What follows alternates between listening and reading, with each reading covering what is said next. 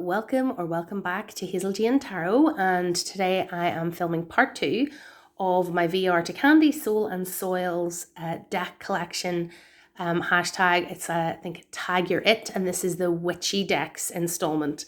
So kind of like my dark decks, there's actually not that many in my collection that I thought fell into this category, although arguably any tarot deck could be a witchy deck.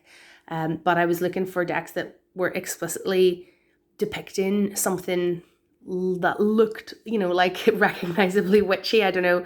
I suppose we're falling into a bit of stereotypes in that regard. And the title of the deck has been a factor as well in choosing decks to fit this category. So as you can see, the first one that I've picked is the Modern Witch Tarot by Lisa Sterle, published by Liminal 11. And I love this deck, and I've done a full review of it, which is on my channel, and I'll try to link below. So as you can see, if you're not familiar with this deck, it is a modern reimagining of the Rider-Waite-Smith, or a redrawing of the Rider-Waite-Smith, featuring only women and very very modern, very fashionable, and all different types of people, and it's lovely. I really enjoy this deck. So with Modern Witch, but it's not like pointy hat witches. It's more it's ironically the Everyday Witch Tarot, which I don't have, is all pointy hat witches, and this deck, the Modern Witch Tarot, is more, I would say, everyday witches, if you know what I mean. Anyway, so I've paired it here with the Seasons of the Witch Scion Oracle, which is another one of the decks that I have that has witch in the title. So I really enjoy reading with the Scion Oracle in the run-up to at the time around Scion. The messages in the Scion Oracle are kind of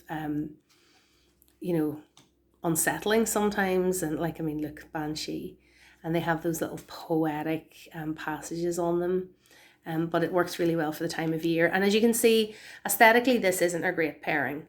They both say witch, but they're completely different interpretations of witch. So I don't think I would ever really use these two together. So I'm going to need to tag something else in with the Seasons of the Witch. And I'm going to try the Herb Crafter's Tarot. Now, you could argue whether this is a witchy deck or not, and certainly, but just with the practical work of Herbcraft being a kind of a witchy enterprise undertaking, I've picked this one to go with under the witchy tag. So immediately you can see aesthetically these are much nicer together, and I think part of that is because the lack of human figures in the Herbcrafter's Tarot and the focus on the herbs themselves mean that it pairs nicely with a whole lot of different kinds of decks.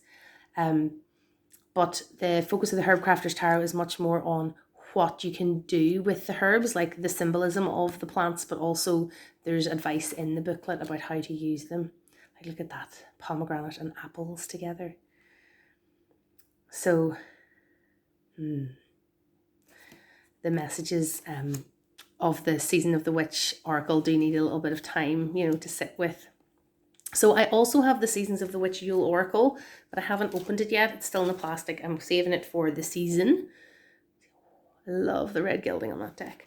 So so I haven't got it to show you under this tag, but it would fit in this tag as well. And my final witchy deck that I'm going to show you today is the Triple Goddess Tarot.